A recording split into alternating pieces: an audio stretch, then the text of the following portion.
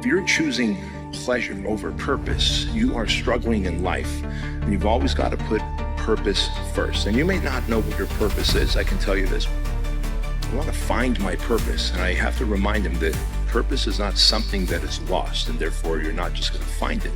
You have to develop your purpose, and the place you start is putting off pleasure and putting off desires and focusing on purpose and duty first.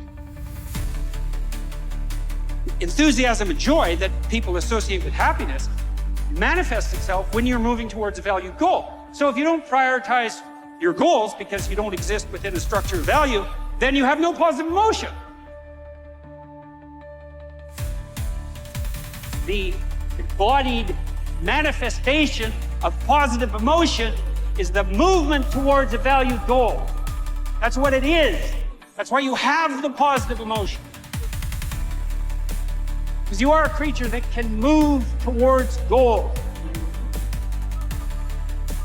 Ask yourself this. I go, if I had a gun to your head and I said, pick the one thing that you want to do in life that would just make you absolutely happy, would give you a sense of fulfillment and peace of mind, the thing that you would do if money was not an issue, what is it? And most people can quickly come up with an idea, or at least a place to start.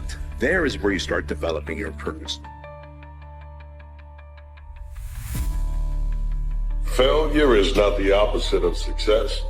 It is part of success. If you want to ever succeed, you have to fail. The things that you are going through in this very moment may feel like you have let down everyone. It can feel like you've absolutely blown it, but you have not. This is a page in a chapter of your life. This moment will not be the thing that puts shame on you, but it is the thing that will frame who you really are.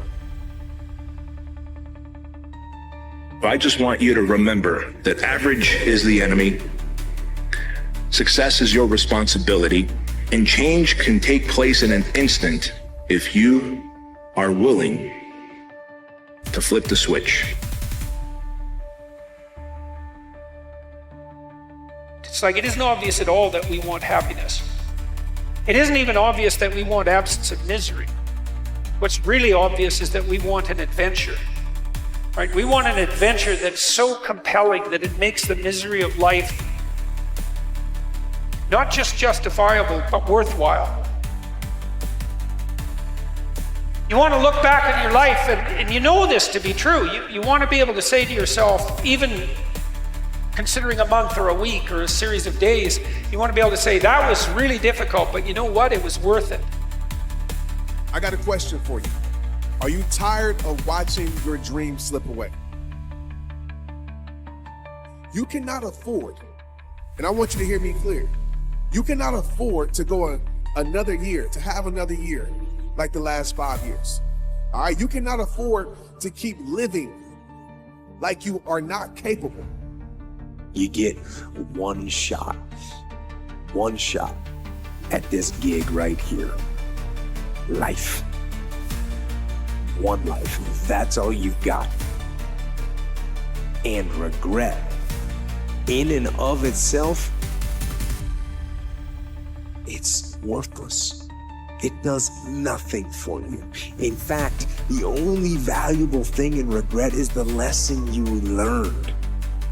You cannot afford to keep living like you don't have any gifts. You cannot afford, please hear me out, you cannot afford to keep quitting.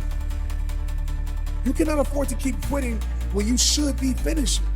Like, no more of that. For most people, for their dream, the desire is strong, but the dedication is weak.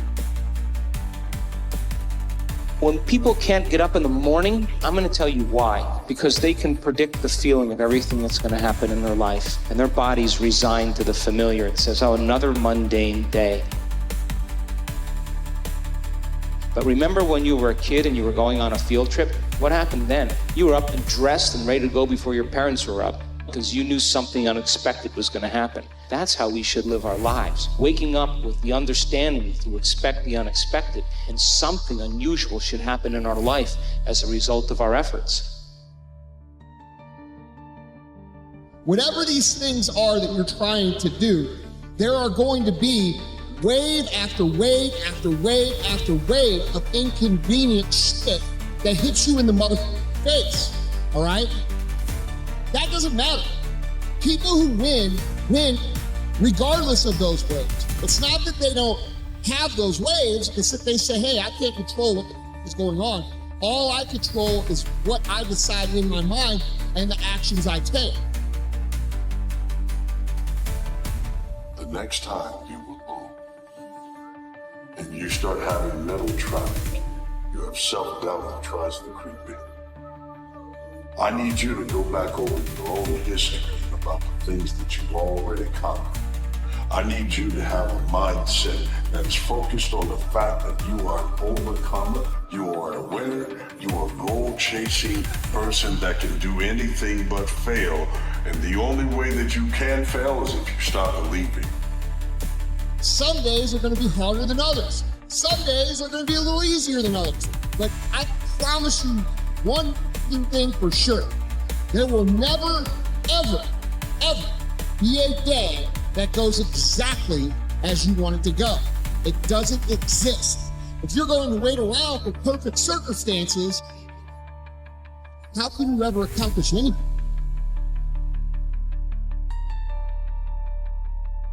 Why can't I continue with this routine? Going to the gym, being better, waking up early, eating the right foods. It's because maybe it's your kids, maybe it's your wife, maybe it's your job. And it's all just stuffed in your brain. You don't have it compartmentalized and organized in these nice shelves. So where am I gonna put discipline in that mind if I can't find other shit? You gotta be able to find all these different things in your mind. Oh, I can put discipline right there.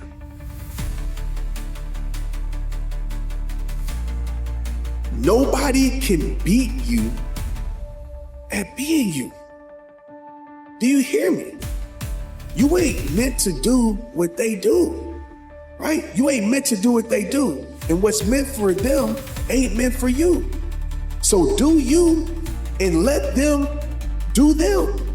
Because the day you start trying to be them and not you is the day that you lose everything that's meant for you.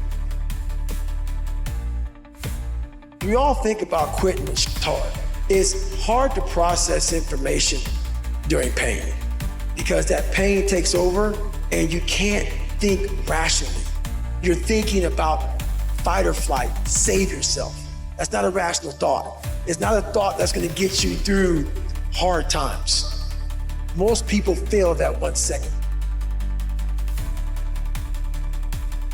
If you could be in control of your decisions and your actions 100% of the time, what could you not accomplish? And how could you be held back? Success and winning is not convenient. Success and winning is not comfortable. Success and winning in life is going to be a daily task for you. I start thinking logically. I calm my brain down because your brain just wants to get the fuck out. It's about gaining control of your mind, putting things back in the proper perspective, and then saying, I really do want to be here. And I'm going to have a bunch of these 1 seconds, and I have to learn to control these. Because if I fail one of these 1 seconds, I will not be a SEAL. I will not be a doctor. I will not be a lawyer. I will not be whatever the fuck it is. It's all about your mind takes control of you. You have to say, you, I run this mother. You tell yourself the truth, the real truth, the absolute, categorical, unconditional, unabated, unmerciful truth. If you do that, you will find discipline. The truth will set you free.